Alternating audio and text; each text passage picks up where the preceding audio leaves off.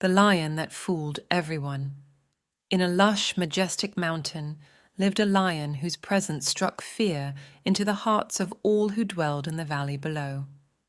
Mr. Lion, powerful and proud, would often ascend to the highest peak, where he would unleash a roar so thunderous that it echoed through the entire area, trembling off the cliffs and valleys.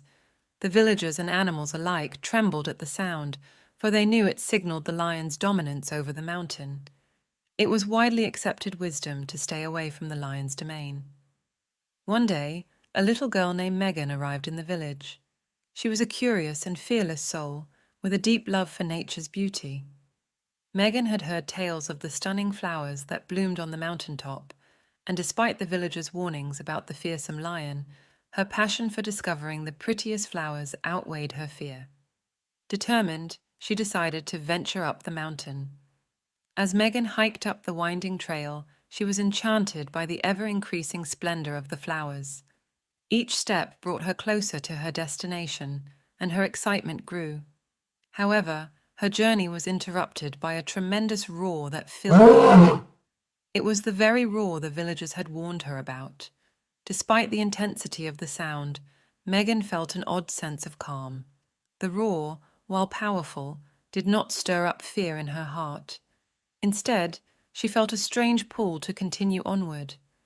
As Megan continued, the roars became more frequent and louder. The sound didn't seem frightening, but she noticed something off about it. The roar seemed more like a cry of helplessness as she got closer rather than a threat.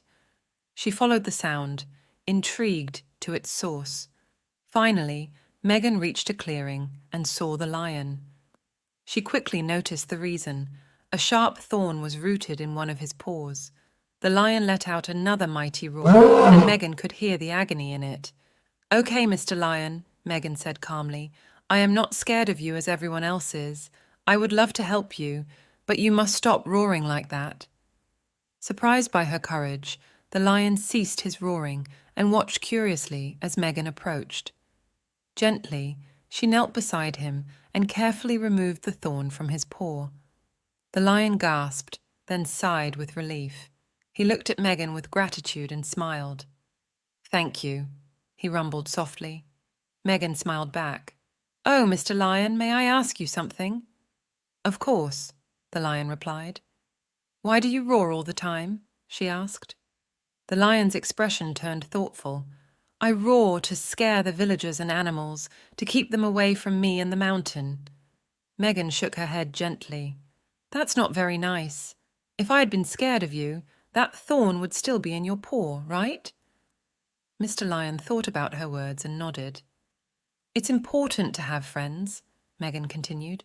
"Scaring people only keeps them away. You seem like a kind lion, and the villagers are kind too. If you show them you're friendly, they won't be afraid to come and help you if you need it. And you'll be able to assist them too." The lion considered this, a new perspective dawning on him. "That sounds like a good plan," he agreed. "But before I introduce you to the villagers, can you please show me where the loveliest flowers on the mountain are?" Mr. Lion laughed softly. "I'd be delighted to," he said. Together, they walked further up the mountain, where Megan found a meadow brimming with the most beautiful, vibrant flowers she had ever seen. The lion watched as she gathered a bouquet, marveling at her bravery and kindness. From that day on, Mr. Lion no longer roared to instill fear. Instead, he roared to announce his presence as a friend and protector of the mountain. The villagers, curious and cautious at first, soon came to trust the lion. They formed a bond of mutual respect and friendship, and the mountain became a place of beauty and peace for all who lived there. Megan's bravery and compassion had not only healed the lion's paw, but had also brought harmony between the villagers and the majestic guardian of the mountain.